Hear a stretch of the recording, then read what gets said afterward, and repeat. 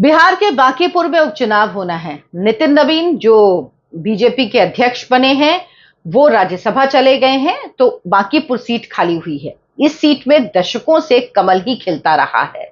ये एक तरह से आप कह सकते हैं नितिन नवीन के परिवार की सीट रही है। लेकिन प्रशांत किशोर पहली बार चुनावी राजनीति में उतरे, वो भी कहां, जब उपचुनाव हो रहा है बांकीपुर में। वहां पर वो प्रशांत किशोर जिन्होंने जब बिहार विधानसभा चुनाव हुआ तो अपने उम्मीदवार उतारे लेकिन खुद चुनाव में नहीं उतरे। तो अब ऐसा क्या हुआ कि प्रशांत किशोर मैदान में उतर गए हैं। अब प्रशांत किशोर मैदान में उतरे तो बीजेपी ने जिस उम्मीदवार को टिकट दिया था उसने नामांकन भी भर दिया। उसके बाद 24 घंटे के अंदर उसका टिकट भी वापस हो गया। आखिर अभिषेक बंटी जिनको टिकट दिया गया था नितिन नवीन की सीट से, उनको किसने हटवाया या क्यों हटना पड़ा? बीजेपी को क्या कोई ऐसा डर था कि प्रशांत किशोर कोई ऐसा पिटारा खोल देंगे जिससे बीजेपी अपने ही गढ़ में फंस सकती है? लेकिन कहानी सिर्फ बीजेपी की नहीं, दरअसल कांग्रेस चाहती थी कि आरजेडी यहां से अपना उम्मीदवार ना उतारे और सब मिलकर पीके प्रशांत किशोर को समर्थन दे। लेकिन तेजस्वी यादव नहीं माने। तेजस्वी यादव को लगता है कि प्रशांत किशोर मजबूत हो जाएंगे। तो अब बिहार की हाई प्रोफाइल सीट की लड़ाई बन गई है बांकीपुर उपचुनाव।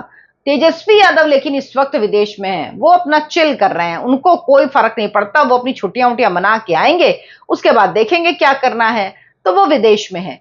लेकिन सवाल ये सब पूछ रहे हैं कि भाई प्रशांत किशोर आखिर चुनाव में क्यों उतरे? बांकीपुर रिजल्ट सिर्फ एक सीट का आएगा और प्रशांत किशोर हारेंगे इस सीट में, लगभग तय दिख रहा है। अगर कोई बहुत बड़ा चमत्कार ना हो जाए तो हारना है। तो जब वो जानते हुए कि ये हारेंगे तो क्यों उतरे? अब लोग ये भी कह रहे हैं कि भाई उनके पास खोने के लिए कुछ है नहीं, लेकिन अगर जीत गए तो एक बहुत बड़ा संदेश जाएगा। दूसरी बात, उनकी इतनी बुरी हालत हुई है विधानसभा चुनाव में उनकी पार्टी की कि उनके कार्यकर्ताओं का मनोबल बहुत गिरा हुआ है। तो ये चुनाव तय कर सकता है कि प्रशांत किशोर जो राजनीतिक पार्टियों को चुनाव जिताते थे, कहते थे कि भाई मैंने रणनीति बनाई है, देखिए आप चुनाव जीत गए। और जब पार्टी हार जाती थी तो क्या कहते थे? तो वो कहते थे देखिए मैंने जो कहा था वो आपने ठीक से उसको आप अमेंड नहीं कर पाए, आप उसको धरातल पे उतार नहीं पाए, इसीलिए इसीलिए आप चुनाव हार गए। और अगर आप अमेंड कर लेते तो आप जीत जाते। यही सब चलता रहता था। लेकिन अब जो कार्यकर्ता हैं प्रशांत किशोर के, वो क्या कह रहे हैं और क्या है पूरा बांकीपुर का समीकरण, विस्तार से इस वीडियो में आपको बताऊंगी। नमस्कार, बहुत बहुत स्वागत है आपका। आप देखना शुरू कर चुके हैं भारत, आपके साथ मैं हूं डॉक्टर अर्चना सिंह। आपसे गुजारिश है अगर आप अभी तक मेरे चैनल को देख रहे हैं, वीडियो को देख रहे हैं, तो प्लीज सब्सक्राइब जरूर कर लीजिए। प्रशांत किशोर सुबह सोनपुर पहुंचे जिस दिन उन्हें नामांकन दाखिल करना था। बाबा हरिहरनाथ मंदिर में पूजा की, पटना से लौटकर स्काउट एंड गाइड मैदान में अपने समर्थकों को संबोधित किया पहले, उसके बाद रोड शो और समर्थकों की भीड़ के बीच प्रशांत किशोर पहुंचे अपने जीवन का पहला नामांकन दाखिल करने। सिर्फ उनका नामांकन नहीं, बल्कि वो कह रहे हैं कि बिहार की बदलती तस्वीर है, बिहार के भविष्य का नामांकन है। अब ये सब कहते हैं। उधर बीजेपी उम्मीदवार नीरज कुमार सिन्हा, जिन्हें बीजेपी ने अभिषेक बंटी का टिकट वापस लेने के बाद टिकट दिया, उन्होंने भी मंदिर से अपने चुनावी अभियान की शुरुआत की। उनके पूजा करने के बाद वो नितिन नवीन जो कि बीजेपी के अध्यक्ष हो गए, जिनकी ये सीट थी, उनके पिता और बीजेपी के दिवंगत नेता नवीन किशोर सिन्हा के स्मृति स्थल पर गए और वहां पर से अपना नामांकन जुलूस निकाला। रथ पे थे, पार्टी के कई नेता उनके साथ थे। आप देखेंगे ऊपर से तो आपको सामान्य जो चुनावी नामांकन का जुलूस होता है सब वो यही दिख रहा था। लेकिन दरअसल सवाल ये उठा है कि अभिषेक कुमार बंटी को टिकट दिया था बीजेपी ने सीट से। लंबे समय से नितिन नवीन के करीबी वो माने जाते थे। 9 जुलाई को उन्होंने बाकायदा नामांकन भी दाखिल कर दिया। उनके घर में खुशी का माहौल था, माता पिता ने आशीर्वाद भी दिया। नामांकन की तस्वीरें भी खूब सोशल मीडिया पर आई। लेकिन उसके बाद ऐसा क्या हुआ कि उन्होंने अपनी उम्मीदवारी वापस ले ली। 24 घंटे में ही ये कहानी पलट गई। 10 जुलाई को अभिषेक बंटी मीडिया के सामने आए, कहा पारिवारिक कारणों से चुनाव नहीं लड़ सकते। उन्होंने बीजेपी नेतृत्व को पत्र लिखा और टिकट वापस कर दिया। अब टिकट कटना कोई नई बात नहीं है, लेकिन किसी को टिकट मिल जाए, वो नामांकन दाखिल कर दे, उसके बाद वो वापस कहे कि नहीं टिकट वापस कर दिया, ये तो स्वाभाविक नहीं है। और अगर परिवार में कोई दिक्कत थी तो सवाल उठ रहा है वो 24 घंटे के अंदर तो हुई नहीं होगी, वो तो पहले से थी। अगर पारिवारिक कोई समस्या थी तो ये तो सिर्फ एक बहाना है। और जब अभिषेक बंटी के पिता से पूछा गया तो उन्होंने कहा कि बेटे के खिलाफ साजिश हुई है, जिन लोगों का टिकट कटा था उन्होंने ये साजिश रची है। बांकीपुर का सामान्य उपचुनाव बीजेपी की अंदरूनी राजनीति और प्रशांत किशोर की एंट्री से जुड़ी एक बड़ी राजनीतिक कहानी में बदल गया।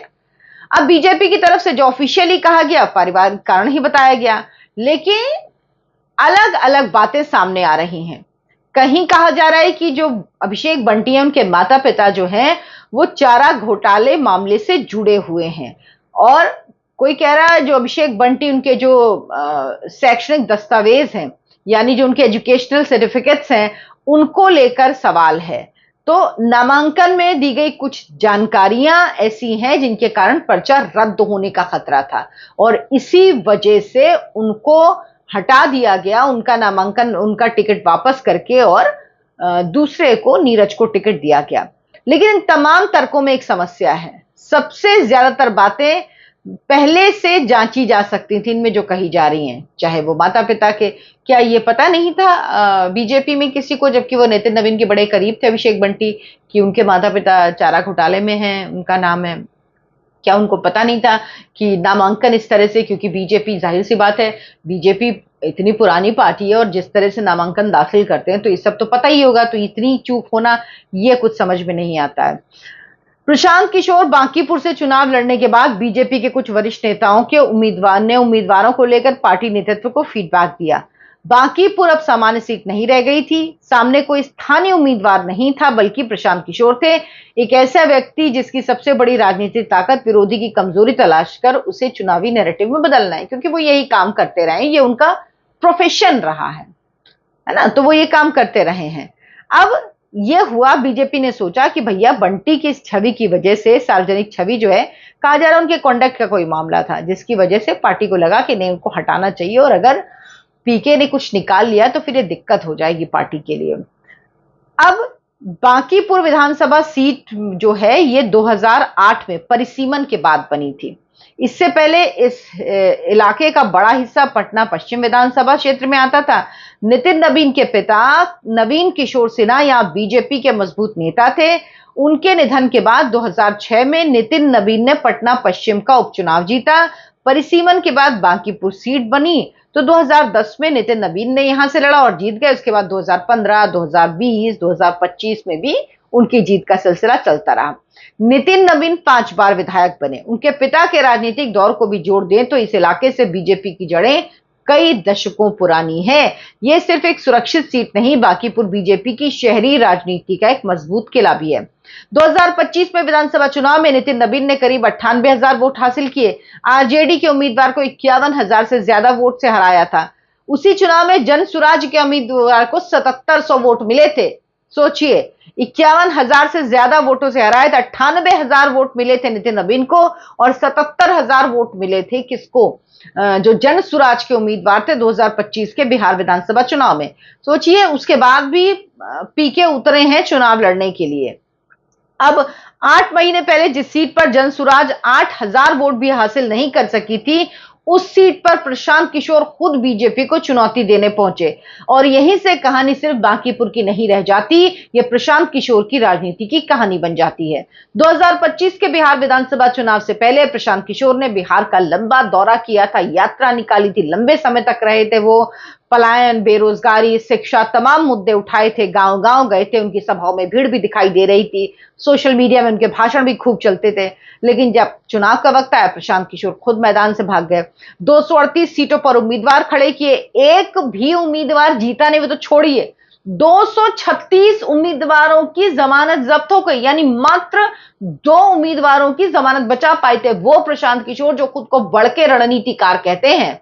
तो देखिए, वो होता है ना कि कोचिंग में पढ़ाना अलग होता है और आपको खुद एग्जाम देना। यूपीएससी की जो कोचिंग में अच्छा पढ़ाता है वो यूपीएससी नहीं निकालता जनरली। अब देखिए, वो यूपीएससी निकाला हुआ बंदा नहीं होता है, तो वो यूपीएससी निकालना, एग्जाम को बीट करना और पढ़ाना, दो वही चीज यहाँ पे भी है। और भाई उसमें क्या होता था, आपने पैसे लिए, आपने स्ट्रैटेजी बनाई, सब कुछ किया, अगर लागू हुआ, अगर ठीक से लागू हुआ तो कह दिया भाई क्रेडिट हमारा, हमारी वजह से जीते, और अगर नहीं हुआ तो कह दो आपने ठीक से लागू नहीं किया, आप लोग ठीक से जमीन पर उतार नहीं पाए इसलिए हार गए। वही चल रहा था, लेकिन इसमें तो अपनी अपनी जवाबदेही थी। 2025 के चुनाव में जनसुराज की बड़ी कमजोरी सामने रख दी थी प्रशांत किशोर। ईवीएम के नाम किसी और का था, लोग पीके का भाषण सुन रहे थे, लेकिन विधानसभा क्षेत्र में उन्हें ऐसे उम्मीदवार को वोट देना था जिनकी पहचान प्रशांत किशोर जितनी नहीं थी।